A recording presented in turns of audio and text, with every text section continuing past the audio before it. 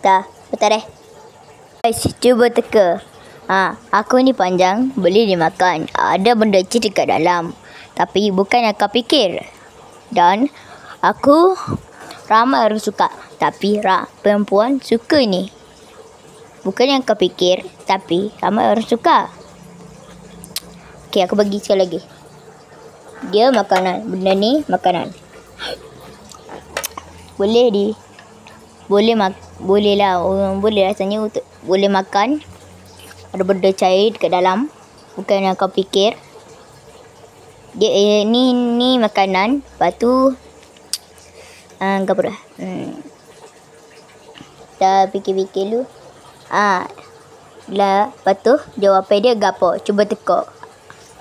Nanti siapa dia betul, aku akan tak tahulah, aku akan pin dia untuk menjadi guru aku untuk selama-lamanya lah. Okey, cuba teka.